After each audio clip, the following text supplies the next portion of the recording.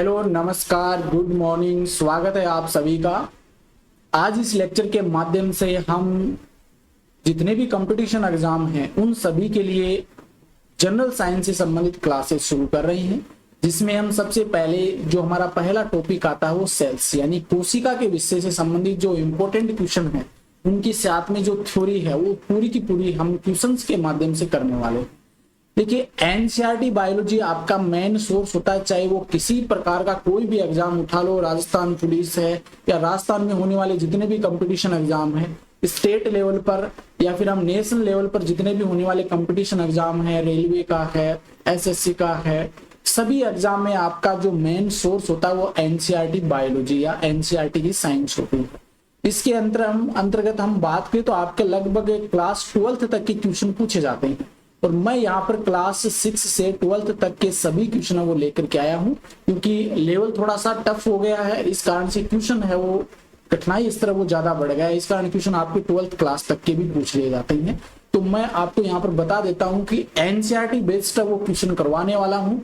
कोशिका विज्ञान यानी कि सेल्स का अध्ययन है जो हम करते हैं उसे कोशिका विज्ञान कहते हैं। तो सेल से संबंधित यहाँ पर 100 क्वेश्चन मैं आपको करवाने वाला हूँ, जिसके 4-5 पार्ट बनेंगे, उसमें थोड़ा छोटा छोटा टॉपिक करके पूरा लेक्चर आपको करवा दूंगा। आज हम बिना देरी करते हुए शुरू करते हैं। देखिए, ये जो लेक्चर है ये लगभग जितने भी कंपटीशन एग्जाम है उसमें आपके जनरल साइंस दे रखी है, जीएस दे रखी है, उन सभी के लिए महत्वपूर्ण रहने वाला है। एक बार अच्छे से देख लेना, समझ में आए अच्छे से तो आप चैनल को सब्सक्राइब करना, तो ये आप लाइक कर। ठीक है, शुरू करते हैं। देखिए,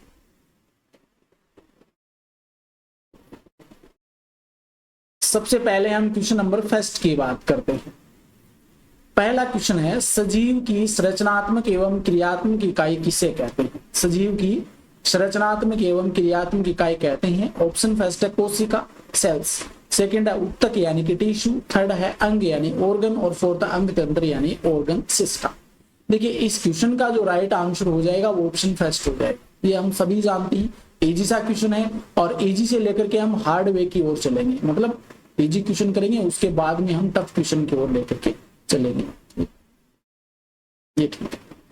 देखिए, कोशिका से संबंधित कुछ इंपॉर्टेंट बातें यहाँ पर बता देता हूँ। इसकी खोज से संबंधित अगर क्वेश्चन पूछे तो खोज किसने की थी, तो इसकी खोज है वो रॉबर्ट हुक के द्वारा की गई थी।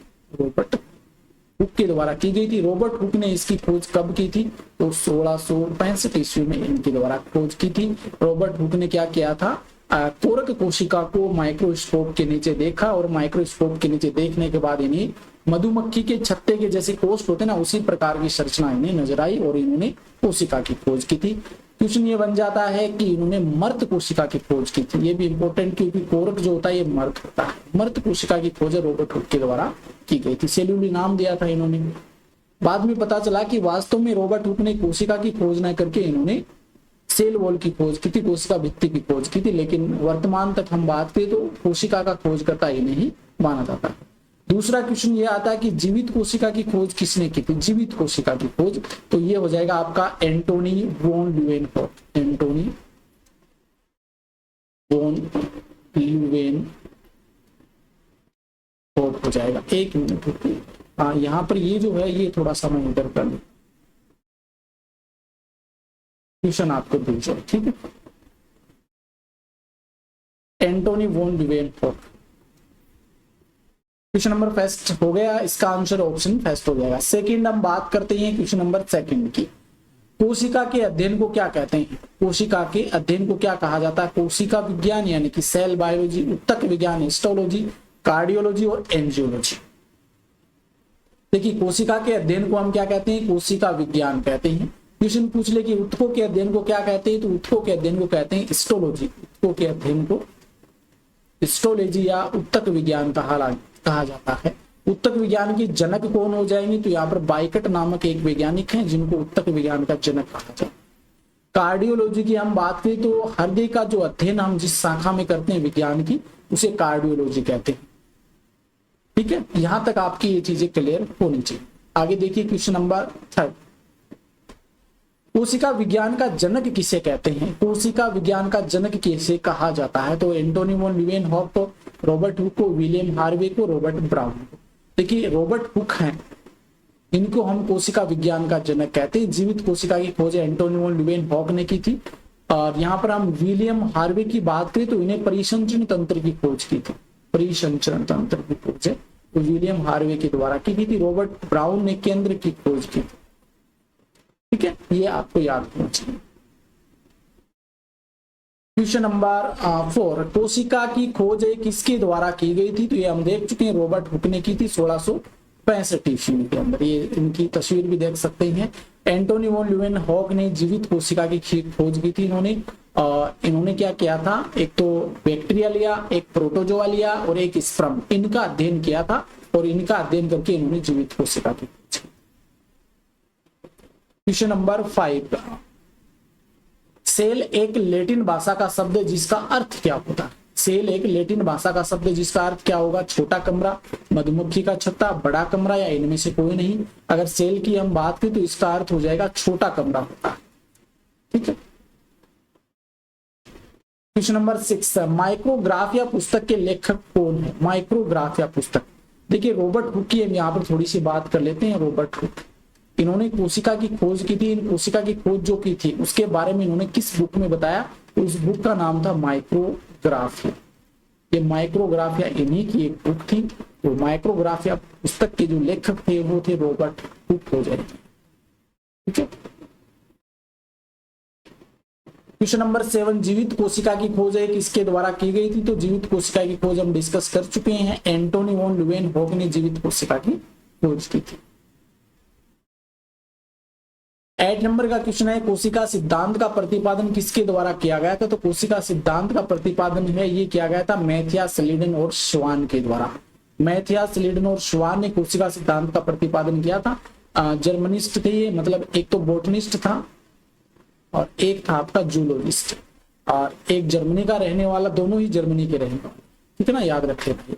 और इसके बाद में रुडोल्फ विर्चो आए थे। इन्होंने बताया था कि जो कोशिका सिद्धांत दिया ना, उसकी कमी आ गई थी कि नई कोशिका का निर्माण कैसे होता है, कहां से आती है नई कोशिका, तो उसको इन्होंने क्लियर किया था रुडोल्फ विर्चो ने। इन्होंने बताया कि नई कोशिका निर्माण वो पूर्ववर्ती कोशिका जो पहले से उपस्थित होती है उसी में विभाजन होता है जिससे नई कोशिका बनती है। और इन्होंने कोशिका सिद्धांत को एक नया रूप प्रदान किया। ये देखिए कोशिका सिद्धांत के बारे में देख लेते हैं। आधुनिक कोशिका सिद्धांत सभी जीव कोशिका के बने होते हैं। ये मैथियास स्लीडन और श्वान है और ये रुडोल्फ विर्चो है।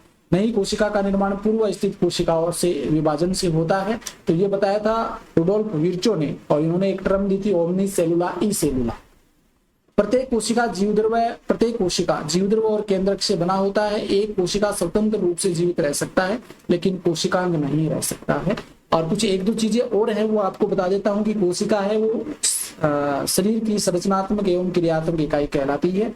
जितने भी कोशिकाएं जो जितने जीव होते हैं वो कोशिका से बने हो सकते हैं या उनके उत्पादों से बने होते हैं। ये आपकी कोशिका सिद्धांत से संबंधित इंपॉर्टेंट बात है। नेक्स्ट है 9 नंबर का क्वेश्चन, कोशिका में जीवद्रव्य की खोज है ये किसके द्वारा की गई थी? कोशिका में जीवद्रव्य की खोज किसके द्वारा की गई थी? ऑप्शन फर्स्ट है डुजार्डिन, सेकंड है पुरकिंजे, थर्ड है स्लीडन एंड स्वान और फोर्थ है बेंडा।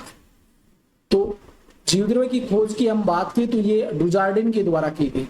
जीवद्रव्य की खोज डुजार्डिन ने की थी और पुरकिंजे ने इसका नाम दिया था जीवद्रव्य। ठीक है, जीवद्रव्य पुरकिंजे ने नाम दिया था। प्रोटोप्लाज्म, ये आप देख सकते हैं बाहर की जो प्लाज्मा झिल्ली या कोशिका झिल्ली होती है, इसको जब हम निकालते हैं तो बीच वाला ये पूरा का पूरा पदार्थ है प्रोटोप्लाज्म कहलाता है, जिसमें साइटोप्लाज्म और न्यूक्लियस होता है। तो जीवद्रव्य के अंदर कोशिका द्रव्य और केंद्रक होता है। इसकी खोज डुजार्डिन ने की थी और पुरकिंजे ने इसे जीवद्रव्य नाम दिया। बेंडा के बारे में पता होना चाहिए। बेंडा ने माइटोकॉन्ड्रिया नाम दिया था। नई कोशिका का निर्माण पूर्ववर्ती कोशिका से होता है, ये किसने कहा था? नई कोशिका का निर्माण पूर्ववर्ती कोशिका से होता है। तो ये रुडोल्फ विर्चो नामक वैज्ञानिक ने किया था। रुडोल्फ विर्चो ने कहा। ओमनी सेलुला ई सेलुला। क्वेश्चन नंबर 11 है, कोशिका सिद्धांत का अपवाद। कोशिका सिद्धांत का अपवाद क्या होगा? यानी कि कोशिका सिद्धांत लगभग सभी पे लागू होता है। पादप कोशिका पर भी लागू होता है, जंतु कोशिका पर भी होता है, बैक्टीरिया पर भी होता है।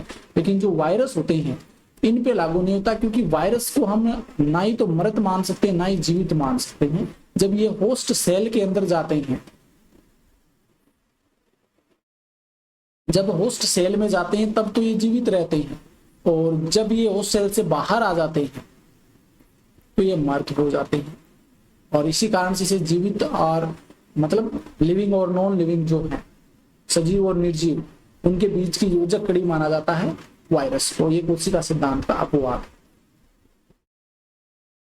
सबसे बड़ी कोशिका, 12 नंबर का क्वेश्चन है, सबसे बड़ी कोशिका होती है तो शुतुरमुर्ग का अंडा, शुक्राणु, वायरस और जीवाणु। सबसे बड़ी कोशिका शुतुरमुर्ग का अंडा हो जाएगा। यहाँ पर आप देख सकते हैं कितना बड़ा होता है शुतुरमुर्ग का अंडा, सबसे बड़ी कोशिका। सबसे छोटी पूछ ले तो क्या हो जाएगी, सबसे छोटी आपकी पीपीएलओ हो जाएगी। पीपीएलओ मतलब माइकोप्लाज्मा। सबसे बड़ी शुतुरमुर्ग का अंडा और सबसे छोटे माइकोप्लाज्मा। ह्यूमन में पूछे ना, ह्यूमन में सबसे छोटी कोशिका तो शुक्राणु हो जाएगी। देखिए सबसे छोटे कोशिका आ गई ना। 13 नंबर का क्वेश्चन है, सबसे छोटी कोशिका होती है तो ये होती है आपकी माइकोप्लाज्मा, जिसे पीपीएलओ भी कहते हैं। पीपीएलओ यानी कि प्लूरोनिमोनिया लाइक ऑर्गेनिज्म, और इसे हम पादप जगत का जोकर भी कह देते हैं। पादप जगत का जोकर भी कहा, पादप जगत का जोकर भी इसे हम कह देते हैं। 40 नंबर का क्वेश्चन है, सबसे लंबी कोशिका है तो सबसे लंबी कोशिका कौन सी हो जाएगी। ये स्ट्रक्चर देख करके आपको पता चल गया होगा। सबसे लंबी कोशिका हो जाएगी तंत्रिका कोशिका। सबसे बड़ी शुतुरमुर्ग का अंडा, सबसे छोटी माइकोप्लाज्मा, ह्यूमन में सबसे छोटी शुक्राणु और सबसे बड़ी तंत्रिका कोशिका। यहाँ पर हम बात करें, देखिए तंत्रिका कोशिका की संरचना की हम बात करें तो इस प्रकार की स्ट्रक्चर होती है, जिसमें आगे वाला पूरा पार्ट है ये आपका क्या कहलाता है, ये बीच में केंद्रक होता है, और ये जो बाहर वाला पार्ट कोशिका काय कहलाता है।